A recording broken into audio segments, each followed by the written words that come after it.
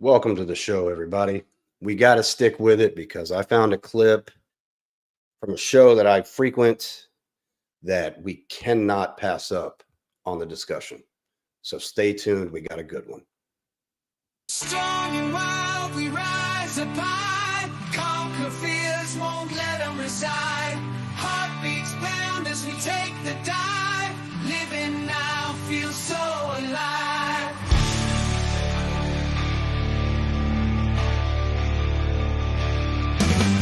Heart steel veins glowing bright. Fitness gone in the dead of night. Fading game, we got the sight. Crushing finance, career out of sight. Man up now, we own it true. Breaking chains, just me and you. Success stories everywhere. Living life beyond compare.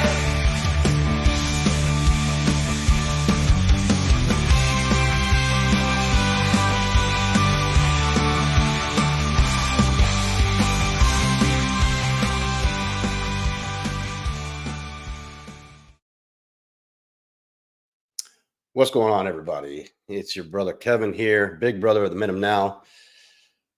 Wanted to talk about something we talked about last week, how in the last decade or so, elections have become more than just electing leaders.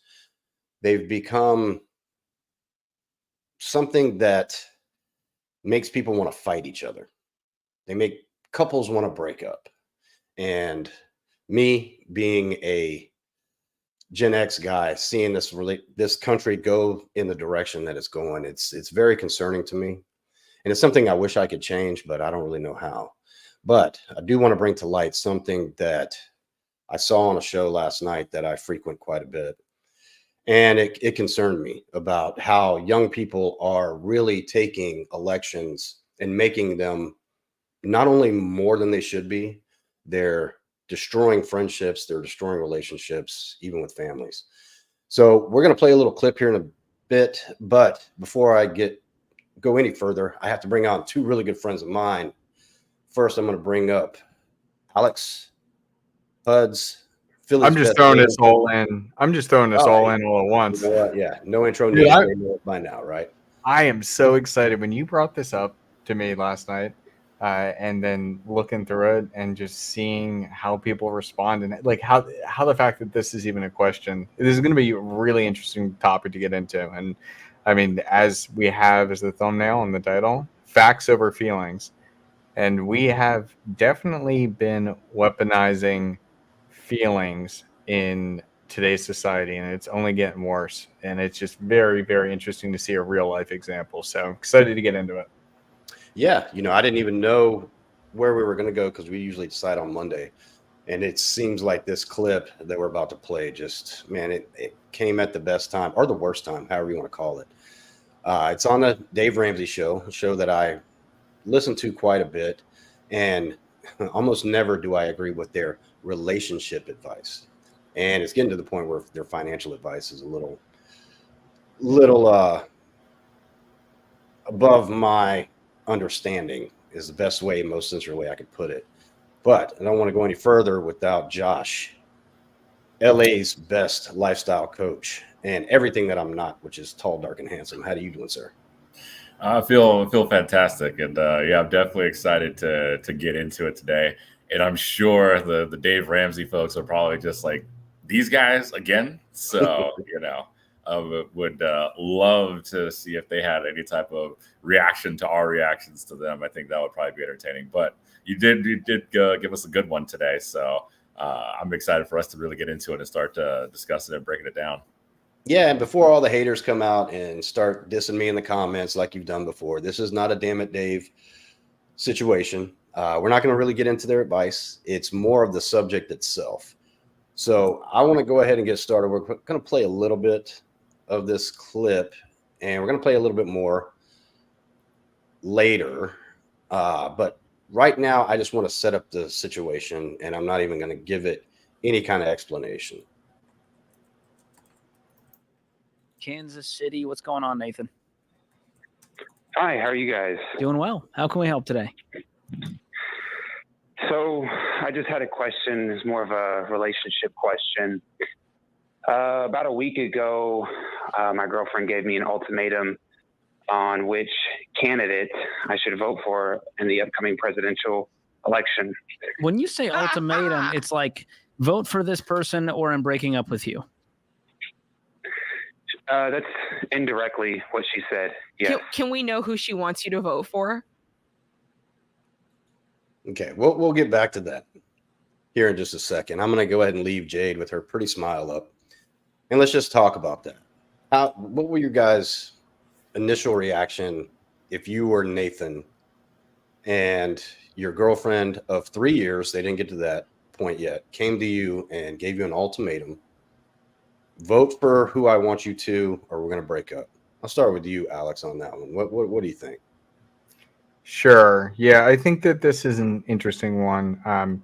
It's something that was kind of pushed in this space, at least the men's self-development or red pill or whatever space for a long time. They came across talking about ultimatums, and then it almost like walked itself back. Well, like, don't give her an ultimatum. You can present her the choice, but then go with whatever that ultimatum would have been. And it just, I hate that word. I think it's very unfair, especially in any type of relationship. What I hear when I hear there's an ultimatum coming up, or she gave me an ultimatum, that to me sounds like immaturity. Now, what they'll get into, because I had watched this through, and I can kind of tell from the guy that he seems he's probably nervous just calling into the show, but he does seem inexperienced. And it does almost sound like if he's ready and willing to have this girl be his fiance and get married, he should know her. How do you not know this about your partner if they have like certain ways of thinking or they want to control you in this type of way? There's just a lot of things here that, at least for me, don't line up.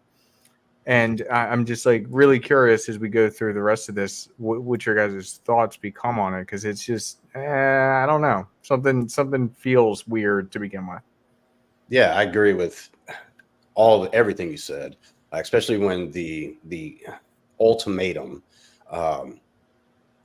Most ultimatums aren't healthy.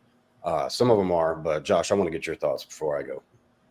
It definitely sounds something that's like either one of two things, right? Where it's one, just like a massive shit test type of thing, which is something that we all kind of know about. And we see them like come, or two, more of a, you should know who you're dealing with, more Huds's point, where it's like, hey, if you've been with someone, especially for 3 years, and this is kind of like a surprise or a little bit of a shocker to you, then, that sounds like there's some things that you are looking at, or you're maybe a little bit asleep at the wheel or whatnot. So you would think that you'd know a little bit about where someone is, but also like where their main primary passion points come out on a lot of these type of topics or situations. So it definitely does sound a little bit more like, hey, bro, take a step back. Like, if you've been asleep at the wheel the last 3 years and not realized that something like this would be a potential scenario you could be in, or unless it's like, hey, just absolutely for 3 complete solid years, never had any type of whiff or indication or anything like that, and now just got completely blindsided by it. Okay, but that seems like a fairly rare situation or a rare instance. But for me, I just kind of enjoy the Ramses folks their reactions to it, because they're just like, oh boy, we've got a spicy one here, and they're ready to dive into it. Yeah, we're not going to play too much of their advice. We're going to restart let it play here again. But, shit test. Yeah, I thought about that as well. Is she trying to see how much, I don't like to use the word control, and maybe he's using the wrong word by ultimatum. Maybe she is trying to express where she's coming from.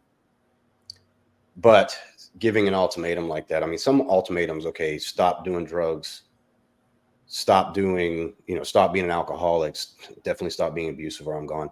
I think those are some pretty reasonable ultimatums. But vote how I want you to vote, or how I want to vote, or it's done. That's not starting a relationship off that's going to move into the next phase, which is engagement, that's not starting off very well. So let's play a little bit more here. Yeah, I mean, I don't Just for the tea. Yeah, sure, that's fine. So she wants me to vote for Kamala Harris. Okay. Somehow I knew that. I don't know why. I don't know. Somehow I just knew that. Okay. And you're like, no, I don't So want you to. guys, was it like a friendly discussion about politics when it started, or has Absolutely this been a not. recurring thing? Does she get fired up So- about political issues? As I found out the other night, yes, very much so. So you discovered a new value Oh, of hers Kevin, that pause is not that. a value Pause of that. yours. Pause Are you- that. are Pause you- that. Pause that. Yeah. I just found out the other night. Does she tend to get fired up for political issues? Well, I just found out the other night. It's exactly what we're talking about. Like and Josh, I love the way you put it. He was asleep at the wheel. Yeah. Yeah, I can agree. I mean, I'm not going to judge this young man. We've watched a lot of red pill content, especially some of the deep state red pillars, if I may. And the first thing would have been, oh, get rid of her. She gives you an ultimatum like that, bro. It's time to cut her loose. Go find someone else. Work on yourself, blah, blah, blah. But I want to give this guy the benefit of the doubt. Maybe it's his first serious relationship. He sounds young. I don't know if they ever bring up age there, but I would say probably somewhere around 25 or 26, which a young man like that, I would never recommend try to get this serious with a girl. But if you've been together 3 years, there's probably some deep feelings there. I mean, who knows? Might be the first girl that let him touch her boobies. That means he doesn't want to rock the boat. And I can get that. I can empathize with that. I'm not going to sympathize with it, but I can empathize with that. For a young man from St. Louis or Kansas City, there has to be other options, or we don't have the whole story here. What do you guys think? Well, I mean, it's sounds like he's definitely very timid, right? Doesn't want to rock the boat-ish, but again, more bigger extrapolating the scenario and the situation is that this is why it's very important to vet people and vet like where exactly they are on the facts versus feelings scale of the equation in any relationship you partake in. So this actually translates really well into not only election time, which tends to bring out the worst in people, but if you extrapolate that out, it applies in a lot of other avenues, like, for example, the realm of business, where you may have a business partner that you think, hey, this person's going to be cool and level-headed. And then, a year later, you suddenly find out that when they've done none of the work and then you've done a majority of it, but they've contributed a little bit. So now they want a majority share of the company. Now, all of a sudden, you find yourself in a very heated and interesting situation where it's like, well, we're 50-50 on paper, and now we have to figure out how we have to legally handle this situation. So this really does speak to, understanding who you're getting into a relationship or a situation with, and also understanding where exactly they lie on the facts versus feelings side of the spectrum. So it's like, a good 6 months into the relationship and some type of topic around politics comes up, which again, you've been with someone for 6 months and the topic of politics absolutely never comes up. I applaud you. I think you're lucky. Like, it's just, it's very, very hard and tricky these days because there's always something in the news or popular media or whatnot about what a president is doing or a political figure. So the politics is always going to come up at some way, shape, or form. But instead of running from it or being timid about it and not want to rock the boat about it, it's about how you can come and share your ideas, right? Not inflict them on other people, but share those ideas, but also see how other people react to that as well. If you notice that they're getting a little bit too fired up or overly passionate, you got to make a mental note of that, because that means, okay, they're probably willing to like burn the house down or like rip my head off like later on down the line because they get overly zealous and overly enthusiastic about it. So, this is definitely a good use case example of, yes, politics is definitely for sure a very, very good litmus test to see exactly where people lie on that facts versus feeling scale. Because the other time too, sometimes you get people that are just a little bit too factual, right? Where it's just like, well, here's the XYZ, the fact, this, and this, and this. And it's like, okay, that's interesting, but it just doesn't sync up with you personally, because you're like, well, I like the fact that you understand the facts, but it seems a little robotic. There's a little bit more of that sort of passion, enthusiasm, something that I can really vibe with. And yeah, we can move forward and make things work out really well for each other. But yeah, definitely, take notes, gentlemen. Learn from this guy here, where you really want to again test and see where people lie on kind of the facts versus feelings side of the equation. But you also just learn how people are, how they're going to react to things, and does that sync up and mesh well with you with your particular threshold. I love that. And I just want to speak on that before we watch a little bit more of this clip here. I am so guilty of this, and I will 100% put that out there. I am one of those guys you're talking about, Josh, where it's facts, facts, facts. It's like robotic, but it's just because I do my research and I assume that everyone does their research, but not everybody does. I know, like, I mean, right over here, I got what? The Steven Crowder, Louder with Crowder mug. Yes, okay, right leaning. But I also listen to hardcore left leaning as well because I'm trying to gather facts. And then from there, I go ahead and I dive deeper into everything. And like I read the reports, I read all the information. And then I'm just like pounding that information. And it's like, what don't you get? It is A plus B equals C, like 1 + 1 = 2. It's that simple. But not everybody treats it that way. And that's just reality. And that's something that I mean, there's nuance, there's right and wrong. We understand that there's morals, but life is not black and white. It is multiple shades of gray. And so I think it's really important to pay attention to that and understand that, because everybody does see things differently than you. If you think of everything very logically, well, there's other people that think of it very abstractly. I mean, we just know that between men and women, right? Men think very logically, women think more abstractly. So keep that in mind when you're communicating with others. So in this situation, as we were saying, like, oh, it could be a shit test, or it might as well just be a shit test. It could be. It very well could be. And it seems like he's kind of failing it. It seems like he's not the one wearing the pants in the relationship. Not to say like pressing your political values on somebody else. I mean, I'll be honest. Like my girl's more of a Democrat, and I'm much. She's more liberal. I'm more conservative. That's okay, and those relationships work just fine. It's just about finding that balance and seeing and meeting the other person where they are. Yeah, there's nothing wrong with again having dissenting beliefs or whatnot, because again sometimes you need a little bit of that healthy thing where it's like, hey, they disagree on this, which makes you really have to think and reevaluate what you believe, and you believe something else that really has to make them think and reevaluate what it is that they believe, and that's fine, But it does definitely sound like where this guy is coming from for sure is that he's definitely a little bit more on the, I don't want to rock the boat. I just kind of want to tiptoe. So now he's been tiptoeing for the last 3 years. Here comes the bill from all that tipping around. So, it's you're going to have to face it at one point or the other. So, it's one where it's like, all right, buddy, I wish you could, hopefully maybe he sees the stream or something. And then we can be like, hey, bro, hop on the cast. We'll help get you sorted and squared away, get you a little bit more on solid footing and solid grounding. But you can keep on going, Kevin, because it definitely gets more entertaining as it goes. Yeah, it sure does. And I'm gonna keep you guys hit the nail on the head, so I don't need to even elaborate on that, but I'm gonna play a little bit more here. Politically charged as well on the other side, or are you just like, nah, it's not my thing? Nah, it's not really my thing. Like I don't care who you vote for. Like I'll go have a sandwich with you afterwards, Facts. Okay. Yeah. But she kind of cornered you and said, thing. hey, wait, who are you voting for? Well, so here's the situation. I'll try to keep it as brief as I can. We've been together almost 3 years. Mm-hmm. We actually leave for Mexico in less than 2 weeks. Maybe. Where I plan to propose. Oh man. And then so how it came up we're going to be turning in absentee ballots, and she just asked me, hey, who'd you put on your ballot for the political party?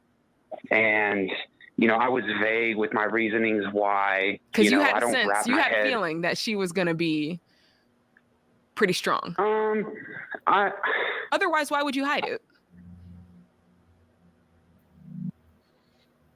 Okay, we had a Oh, ads? What are you Had an doing? ad pop up, man. Damn YouTube you, Premium, bro. YouTube. But Come on. that is a good place to kind of stop, because we are alluded it to that point earlier that they're going to Mexico in 2 weeks. This man's planning on to get on a knee and say, okay, we're going to be together forever. What advice would you give this guy if he told you that? If, like, say, if you're having this conversation, or if he's in one of our podcasts right now, how would you react to that? I would just say, look at the way Jade is reacting, like, since the initial bit of it, because it's like, it's that, you know, she can already know and tell and then pick up on, like, kind of where he's at, and it's like, oh, okay, I know exactly where he's going and what he's into, and boy, is he in some trouble here. So, you know, that to me is the most entertaining part and bit of it, where it's like 2 seconds in, she just already knows, like, oh, there's blood in the water. So, you know, the advice really right there comes down to more so about, you know, not being as timid, or, you know, under being more of that, like, doormatty, where it's like, hey, people can just kind of like walk over you, or you know, make yourself like quiet and small, just so you don't disturb or potentially offend anybody.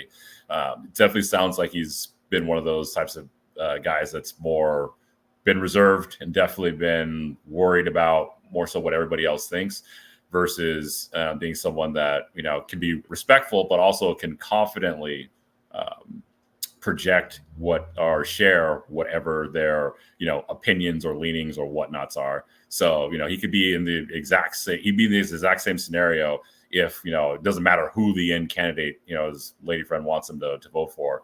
You know, it's the fact that he has not been able to really share what he thinks, share his thoughts, and be able to be confident in that in a respectful manner without, you know, because there's a fine line between, like, you know, being respectful, then also, like, you can easily be a dick about it. So, you know, when you're confident and respectful, then you have really not much to worry about on that front.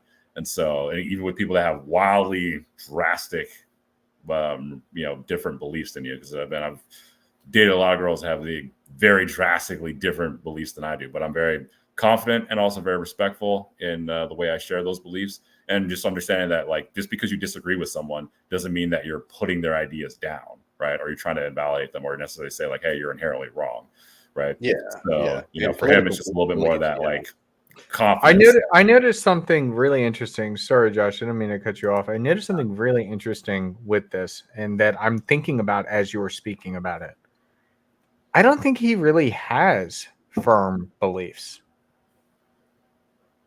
Right? Like, how do you, if you feel strongly about something, you would bring it up at some point. Well, it's never been brought up. And that's why, again, like, even though they're saying 3 years, like, something about this just seems off. Like, I think about my girl, and, like, she's not aggressive with me.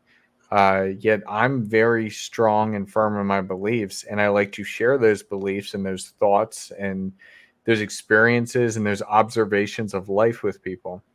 He seems like the kind of guy who's kind of like a puppy dog. He doesn't really have those firm beliefs. Did you guys get that feel? Like, Well, yeah. outside of just timid, but, like, did you guys get that, like, puppy dog feel? Well, I mean, even he said it the best. He was like, well, I don't care who you vote for, I'll still have a sandwich with you. So he's a young man that's really in a good stance. He's not letting politics rule his day-to-day life, which I can respect that. So many people do nowadays. And I think, Josh, like, when you brought it up, like, to share your opinion, I've learned to do it if I'm asked. I don't just throw it out there on how I feel about politics and how I would like to see the government work, or who I want in government. But if you ask me, I'm going to be transparent and candid with you. I'm not going to sugarcoat it. And then we're going to talk about it. And if we can agree to disagree whenever we want, but so many people nowadays are letting their feelings override their facts, or being able to have a conversation with them, that if somebody disagrees with them, that other person just becomes the enemy. And then it becomes an argument of who has to be right. And that's not how it's supposed to be, I don't think. And the problem that this guy has is that he's on the exact opposite of the side of that, where he's caught in his feelings of fear.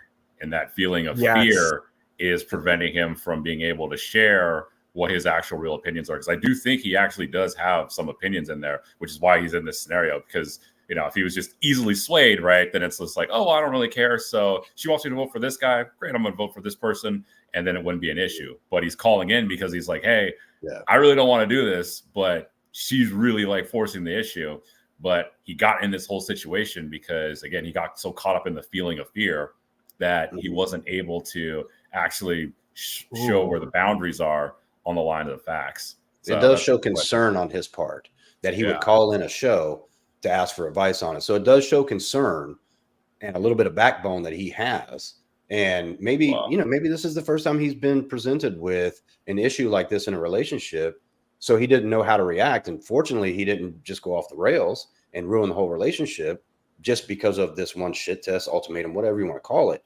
But maybe he will learn that you need to learn how to talk about this stuff civilly and learn how to express your feelings without fear of repercussion from, especially from your significant other. That should be the last person you have to worry about drastic repercussions because you're expressing the way you truly feel. Because if you're doing that, then brother, you're being dishonest in a relationship.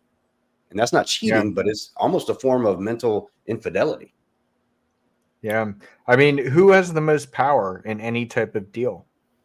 The one who has the power to walk away. Yeah.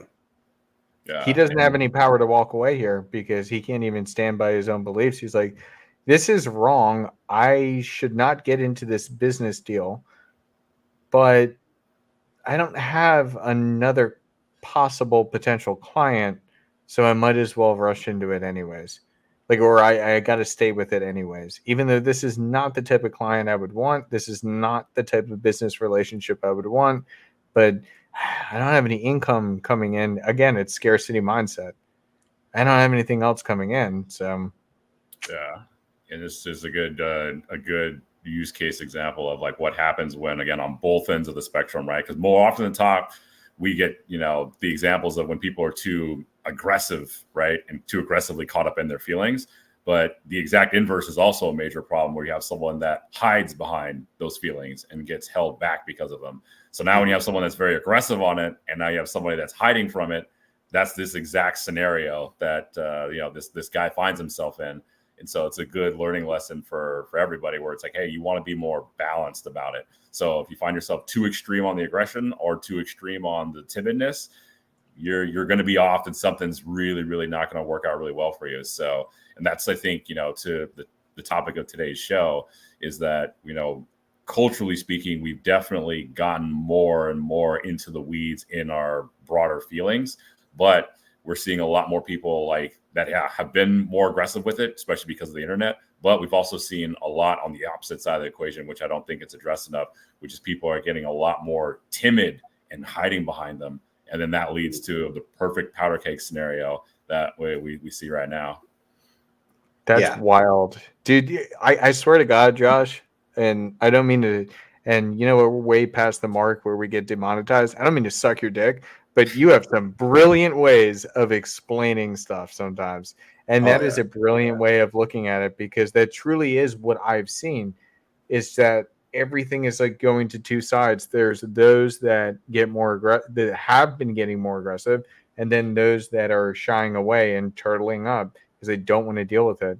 And I've never seen such a strong divide than I do today with like the rise of social media and everything else. Like, I don't know about you guys. I used to love the days where we would have these like presidential elections as like debates and primaries and everything, and it'd all be televised, and like everybody actually would get together and like watch it and make a decision for themselves.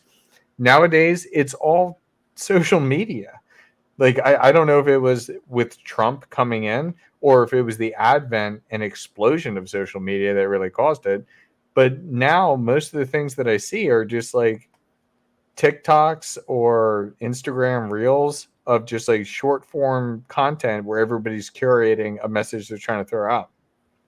We'll say that for a lot of people, if you didn't learn it then, like you're getting another chance now. Like I'd say 16 was like a really phenomenal sort of relationship shit test on this front as far as the spectrum. It didn't matter what side of the spectrum you're on. you had people that were like the last election before, it's like, hey, we're on this side and we're on this side. Okay, great. It's on the opposite. Yeah, we may disagree, but at the same time, we're still like kind of cohesion. And then like it became sort of that, one or the other, right? It became versus rather than like where we're sort of in the mix together. So 2016 was that sort of powder keg, which if you haven't seen our prior shows, we detail exactly how as a country and a society we got there. So definitely would encourage you guys to go check out that prior show because we covered some really good topics. But that was that sort of test of, okay, are people going to be like at each other's throats now? So, now we're getting another go around of it here this year, which to me, the most interesting thing will probably be like what is going to happen kind of going forward. But that's again going to be a topic for another show. Because right now we're still, a couple weeks away from seeing what interesting things are about to happen. But it's very, very important that again, if you find yourself on either end or extreme of that feeling side of the equation, use those facts to kind of either to ground you, either get you a little bit more on the less, confrontational side, or to get you a little bit more confidently out of that hiding behind yourself. Because don't believe everything you see on the internet. There's plenty of people that if you go out and you talk to and you have a disagreement on the political front, if you're respectful and confident about it, most people are actually like pretty cool and chill and not ready to like, yell and scream and throw chairs or whatever and, get all over the place. So most people out there are actually tend to be fairly okay. But a lot of people are just kind of hiding behind those feelings because, again, we see every day, especially through the proliferation of media now, that all these extreme examples of people just going crazy and going haywire, for whoever it is that they're supporting. So if we would just, listen a little bit more in the real world versus seeing what we see online, then I think, we'd be able as a whole society be able to move a little bit more cohesively in a forward direction. Yeah, I want to say, Kevin, before you jump in here, I actually want to ask a question and then let you run with it, and we can go around and kind of talk about it, because with this entire thing, like as we're getting more emotional or more divided, when you ask somebody the question, and it goes back to some of the stuff I've learned from like the Manosphere, Red Pill, whatever, dating coaching type of things, or some of the just comedy sketches that they have. So when you ask the question, okay, so you're a feminist. Okay, understood. What rights, like you're looking for equality, get it? Okay, what rights or privileges do women have or that men have that women do not? You don't typically get an answer. And there really isn't that much of an answer, because we have the same opportunity, the same rights, the same privileges, men and women in today's society. It's the same type of thing when you have somebody who is like, let's just say, for example, a staunch Kamala supporter. And then you ask, okay, so name like two things that she's done that have improved America since being in office. You can't even get one. And I'm just like wondering where the cognitive dissonance lies, where and that's where I'm saying facts over feelings. We have to look at numbers. And numbers, what do numbers say? Highest inflation, highest, quickest increase, way more immigrants comparative to the previous presidency. Like all of these numbers that are just like off the wall ridiculous. I mean, we're feeling it every single day. I don't know if you guys feel it, but I sure as hell do when I'm trying to do my grocery shopping and just trying to purchase anything. It's like absurd. Like what the heck is going on? Like if you look at numbers and you look at data, you look at facts over feelings. Maybe I don't like the way he talks. Maybe I don't like the way he carries himself. Maybe I don't like the way he delivers a message. Well, we have to look at actually what the message is. Where do you think, and Kevin, I'm going to throw it right to you. Where do you think that cognitive dissonance lies where, but I just didn't like the way he said it versus, but that's the truth. Like, where is this coming from? I think it comes from the inability to have a conversation with the other side anymore. Now it always goes into an argument. It's kind of like what Josh was saying. You know, you got that disconnect.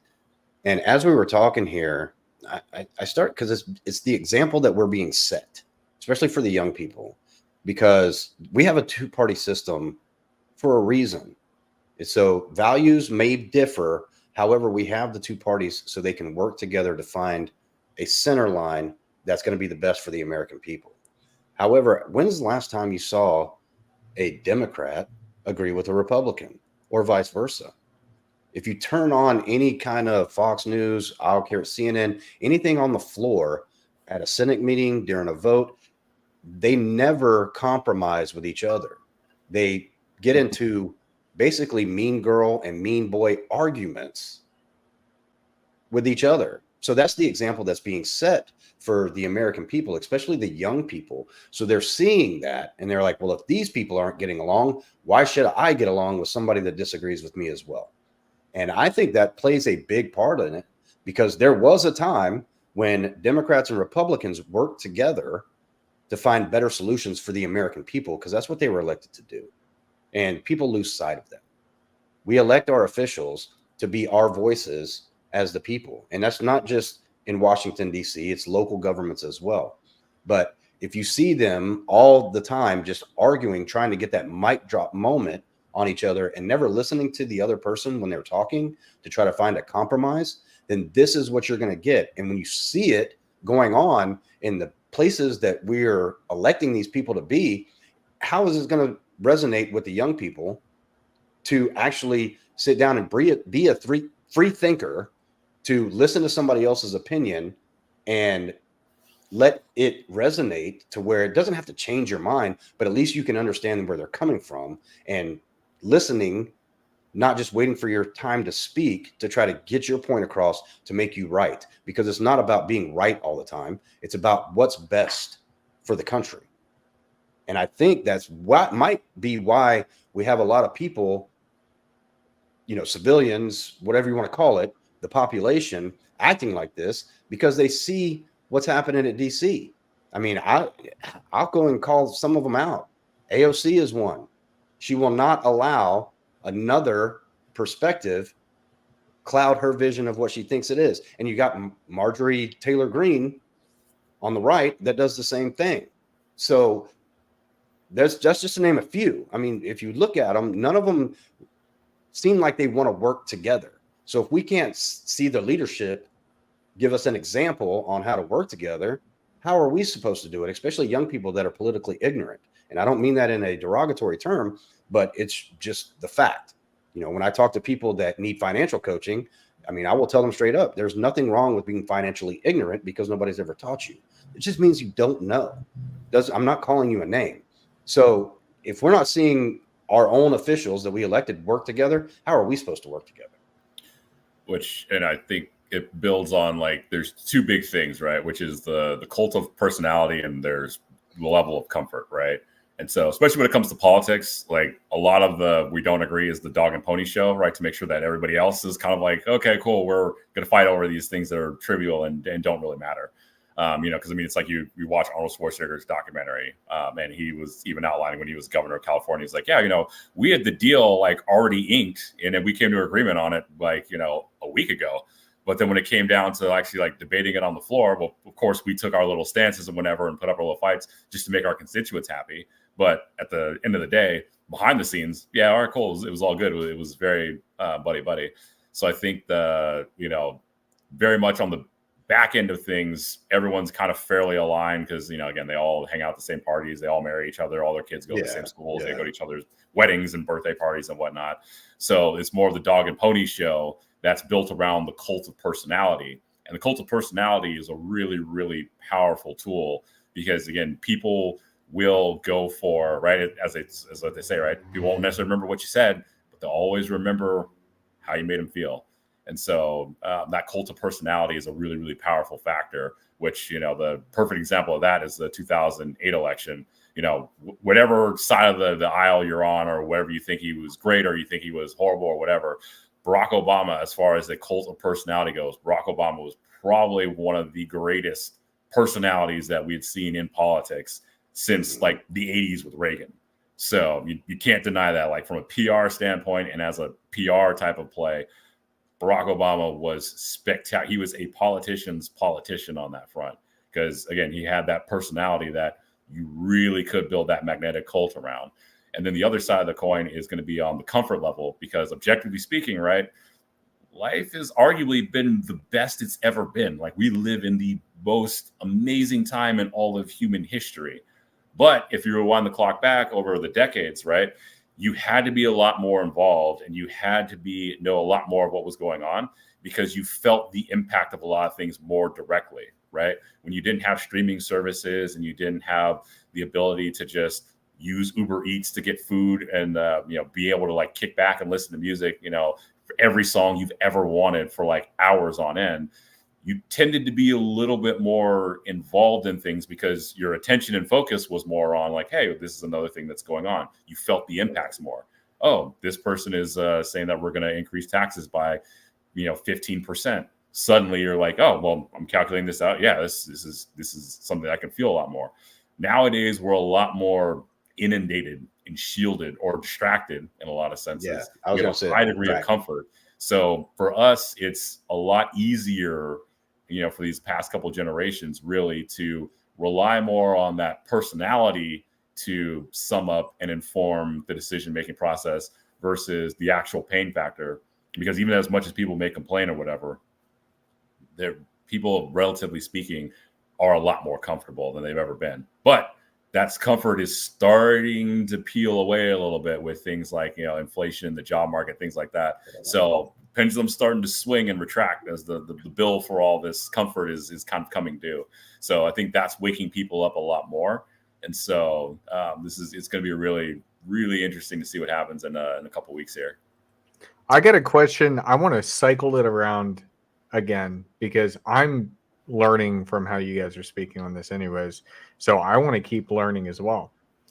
Why is it that negativity is the number one thing that everybody is focused on?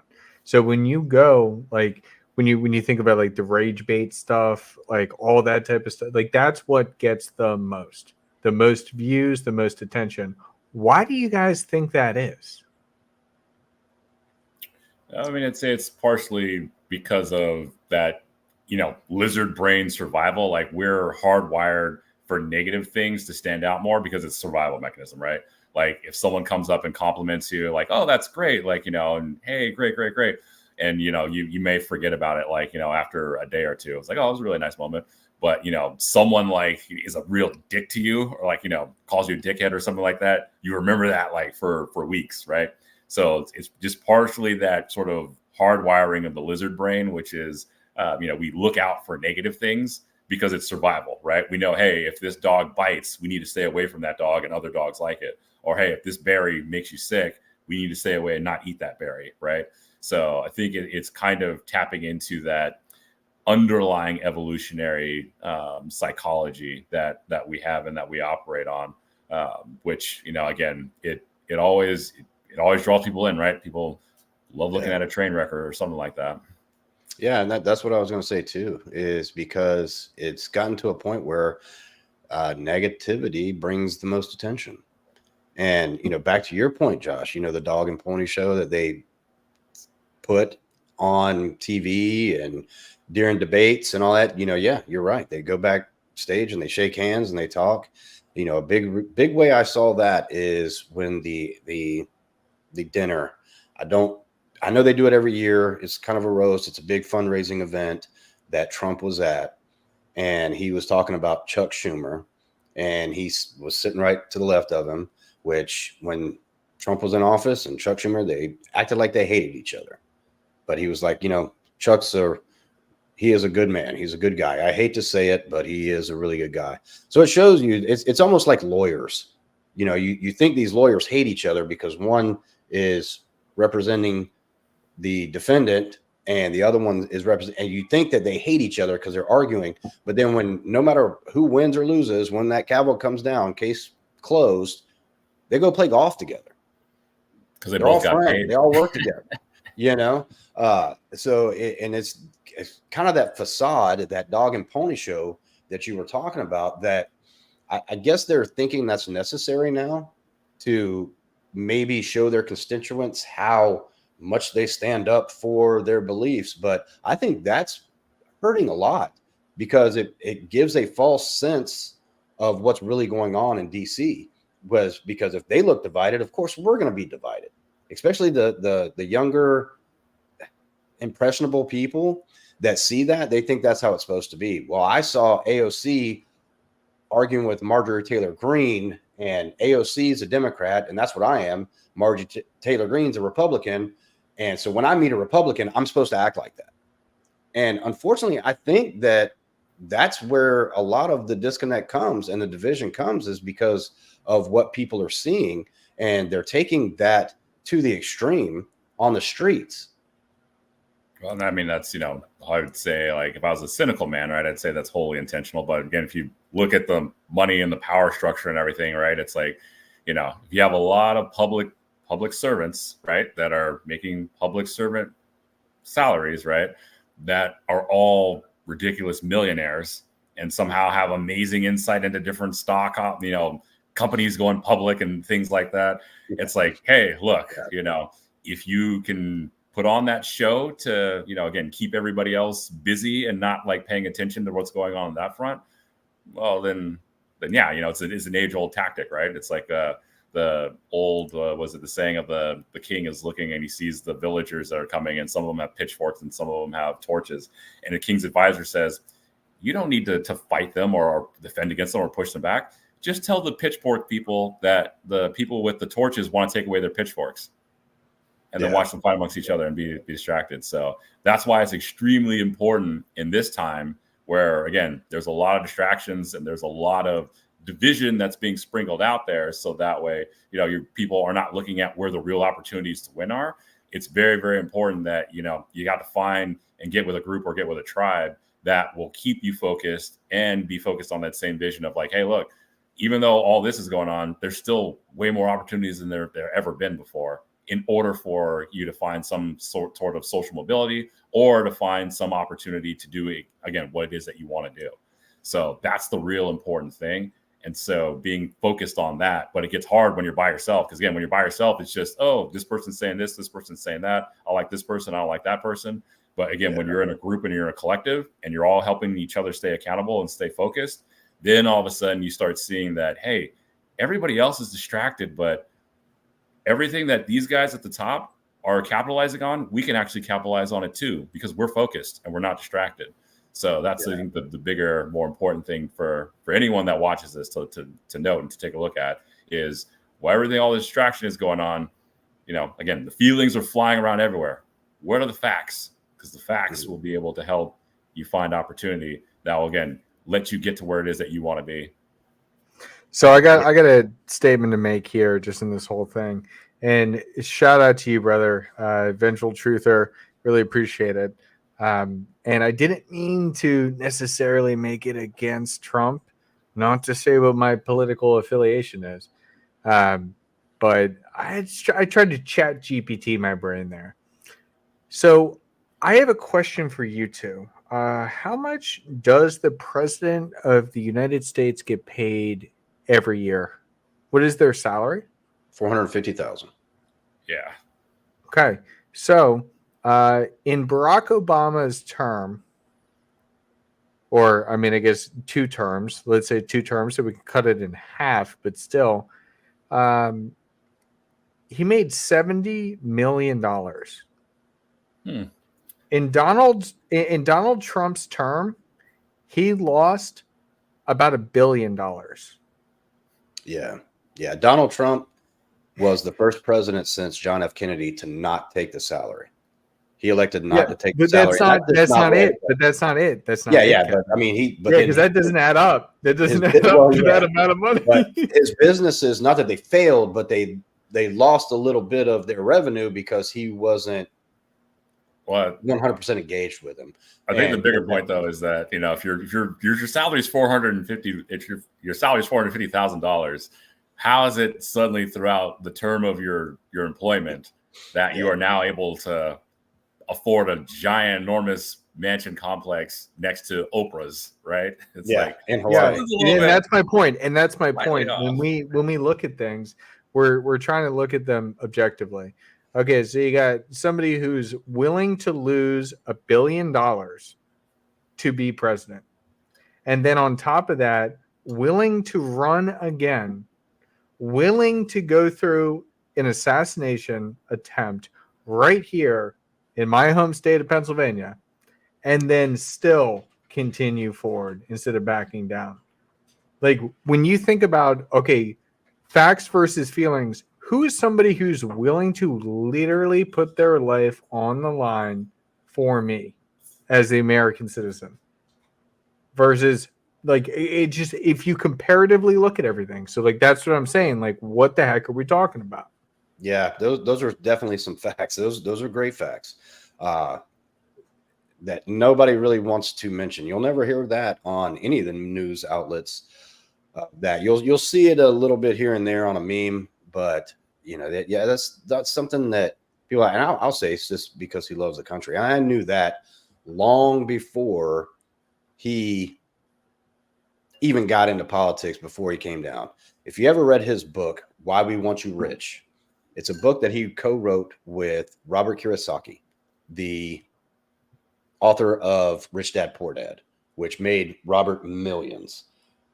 If you ever read that book, I'm not going to get into it, but you can tell just by that book that Donald Trump wants every American, man, woman, black, white, Asian, Indian, every American to succeed. And he wants them to have the best life they can have. If you read that book, you know that. I can't say that about any other politician that I know, Republican or Democrat, or I know of. I don't really know any of them personally. However, I would say that's why Donald Trump forewent his salary. Actually, well, he gave it to different charities. I mean, you still have to take it, but it was all donated to charities. That's something that you don't see by any career politician. I'm not saying it's right. I'm not saying that makes him a better person than any of all of them. We're not going to get on that. Not on this channel, not yet, because I don't want these shows are about the issues, like we're talking about, facts over feelings. Look at the facts. If you can make your facts that you can find, make your opinion or make your candidate the best option in your own eyes, great. But don't vote for somebody because you don't like the other person. I would say now, if that's how small-minded you are, don't vote at all, because you're wasting a vote. Or vote for the libertarian, vote for the constitutionalist. But we see that too often on both sides is, I'm not voting for this person because they're going to be the best for the country. I'm voting because I don't like the other person. And that's not just in the presidential race. It happens in the Senate and all that. That's not what it's about. I'm voting for this person because I want the other person to lose. That's fucking bullshit. So use facts to form a educated and a logical reason to vote for who you're voting for. That's what I wanted to get across in this show. And we're not going to go back to the Ramsey thing. It just kind of set the stage of what it's doing to young people, what it's doing to relationships, what it's doing to friendships, what it's doing to family members. You don't let politics ruin relationship, especially if you don't have the facts. If you don't know the facts, learn the facts. We talked about that last show. If you need policy, you want to see who's the best, it's all online. You can find it. If you need to know how your mayor is going to change the city you live in, go find out what they're standing on. Don't let the R by their name or the D by their name dictate how you're going to vote. Get informed, get educated, make logical decisions based on facts, not feelings. Sorry, I got a little bit passionate there, guys. Oh no, dude, I love it. Let's get to the point of wrapping up, because we've been going for a while. And dude, if I start getting revved up, I could talk about this all day long. Oh yeah, I love this stuff. But what I really want to, like, just as my concluding thoughts on this, and then we'll hop to Josh, and then Kevin, if you want to say anything else before we go all the way out. First and foremost, thank you everybody who's been tuning in. And if you are tuning in and you're not subscribed, go ahead and hit that subscribe button, hit that like button, do everything you can to help this, because this is just rational information. Today's episode, facts over feelings. And I've just been seeing it crazier and crazier and crazier literally every single year, when the most important thing is to actually be looking at the cold hard facts. Okay, so we're going to work with black and white, but we have to move in shades of gray. There's a reason why binary code is ones and zeros, yet it still represents the same data that words do to us. You can go ahead and represent anything. That's why this computer exists. That's why you're even able to see this. So understand the facts, but then understand the systems that are moving within those facts. It's really what it comes down to. We could get deep into. Oh, no, see, you got me in my political mind, man. You got me in my a political little bit mind. of nerd came out there with the ones and zeros for coding. But Yeah, I love I it. was- Yeah, no, we've I gone just- for an I'm hour, just- so we probably need to wrap up here pretty soon. Yeah, I was going so deep into my head, like so many things I want to say, but it's just very important to stay informed and understand that not everybody runs on the same operating system that you do. Mhm. So you may think more logically, but some other people may think more emotionally. It doesn't mean you can't get that message across. It's like going from Android to Apple. Doesn't mean you can't get the message across. Just you have to convert it a little bit. You have to change the way you're saying it, and then boom, it's able to be used. It's like the .mov versus the .mp4 formats. I mean, I won't get super. I won't super geek out on a bunch of different bit rates and whatnot and like how they code it, which makes it different. But that's my whole point.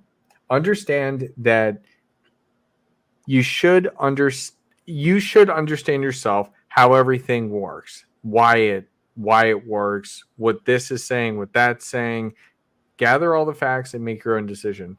Don't necessarily force your beliefs on others, and maybe try a little bit to understand what others are saying, because that's what I think is so freaking lost here. Like when you think of some of those on the street interviews, as soon as you say, oh yeah, I'm Trump supporter or something, then you got people yelling at you, people trying to hit your mic out of your hand. You don't see that on the other side. You don't see that when people say stuff about like Kamala. It's just like non-aggressive. We are all in this world to have, quite honestly, have as much fun as we can. Enjoy the time that we have. Enjoy the time with those that we do have. And that's about it. So what's the point of fighting? I really think that fighting only occurs when you got nothing else to do. So if you got nothing else to do, find something else to do. Hold your beliefs and just enjoy. I don't know. I could go, dude. I could go on like a fucking tirade for forever, but I'm just gonna toss it to Josh. I can't. This is oh man, this election has got me riled up. Picking up the hot potato over here. The final thoughts that I have is, just like understand how to be able to confidently express your opinions in a respectful manner. But more importantly, it's very good to not hide behind your feelings, but also not get so caught up and swept up in your feelings that you're off balance. So you always want to maintain and be on balance, because that's going to be the most effective thing for you to move and maneuver forward.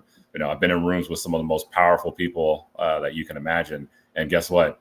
A lot of them are all over the political spectrum on various different sides.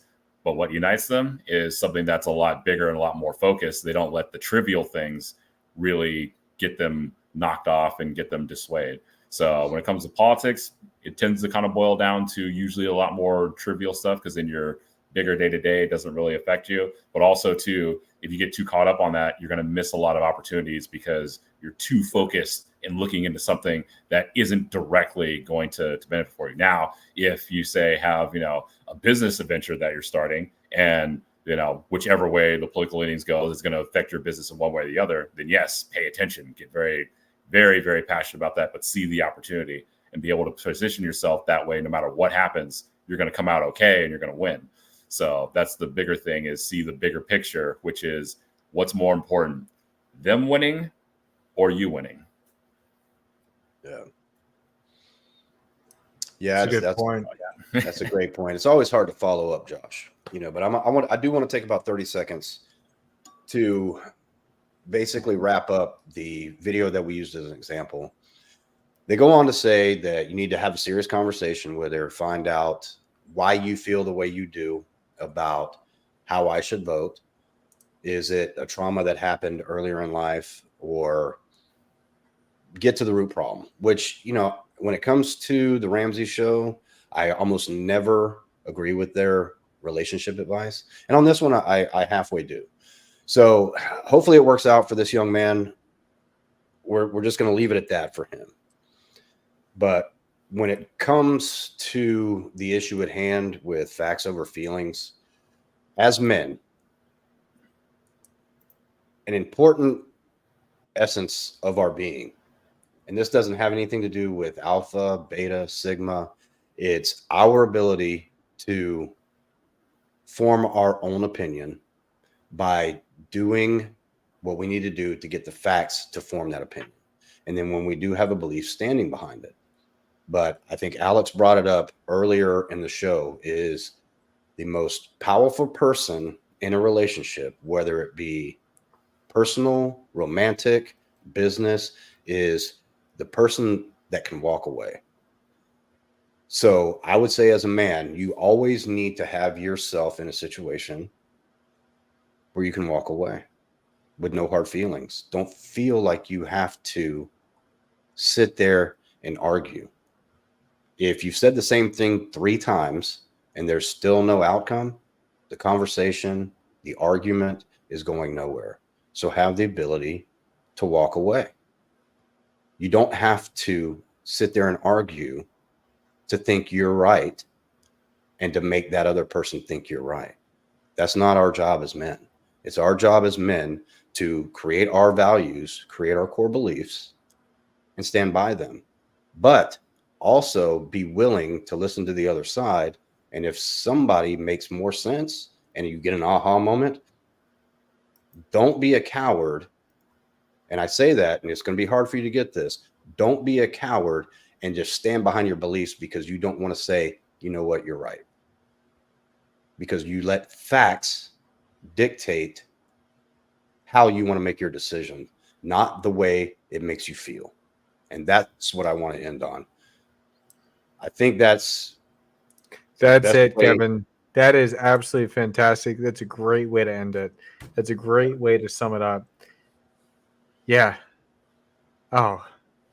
But I got to say it. I'm getting revved up. I'm getting revved up about politics. I got to say. You have to say it. If you're new to the channel, if you don't know us, if you don't like I don't care if you even don't like my face. Like, comment, subscribe, and drop in the comments a topic you'd like us to bring up. We always love to discuss anything relevant to current events or men in general. And we're not total red pill guys. We're not just going to say, she gave you an ultimatum, kick her to the curb, go find someone else.